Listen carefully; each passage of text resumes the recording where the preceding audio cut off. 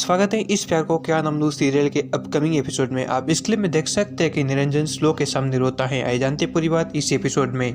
इस एपिसोड का शुरुआत होता है और आस्था रावण के पुतले के अंदर होती है और उसी पुतले को श्लोक तीर से जलाने वाला होता है। इसलिए आस्था जोर जोर से श्लोक श्लोक करके चिल्लाती है, लेकिन क्राउड का शोर होने के कारण आस्था की आवाज़ श्लोक के पास पहुँच ही नहीं पाती है।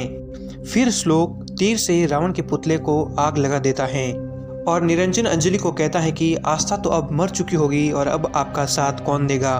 फिर एक स्क्रीन में श्लोक देखता है कि आस्था उस पुतले के अंदर बंधी हुई है। फिर श्लोक आता है और आस्था को छुड़ा देता है और आस्था श्लोक को गले लगा देती है। फिर श्लोक आस्था को कहता है कि तुमको यहाँ पर किसने बांधा। फिर आस्था कहती है कि पापा ने। फिर निरंजन पुतले को देखता है और कहता है कि आस्था तो अब मर चुकी होगी। इसके बाद अंजलि निरंजन को जोर से 2 थप्पड़ मारती हैं और अंजलि कहती है कि आपने एक बार भी नहीं सोचा जब आस्था नहीं रहेंगी तो श्लोक का क्या हालत होगा, और आपने श्लोक के बारे में एक बार भी नहीं सोचा।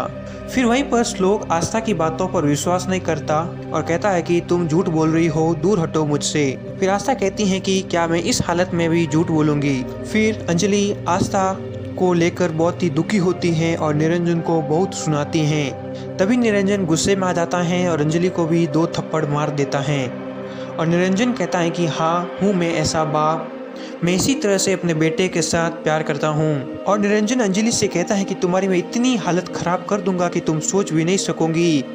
और निरंजन कहता है कि ज्योति के साथ जो भी हुआ वो मैंने ही किया और तुम पर भी अत्याचार मैं ही करता हूँ। और इसी तरीके से निरंजन अंजलि के सामने अपना सारा गुनाह स्वीकार करता है। तभी अंजलि पीछे देखती है तो देखती है कि श्लोक पीछे खड़ा होता है और वह सारी निरंजन की बातें सुन रहा होता है। फिर निरंजन को ये देख पैरों तले जमीन खिसक जाती है और सोचता है कि श्लोक ने तो सब कुछ सुन लिया है। फिर श्लोक से निरंजन माफ़ी मांगने लगता है और कहता है कि यह सब इसी का कराया है। इसी के साथ में एपिसोड खत्म होता है। आगे के एपिसोड देखने के लिए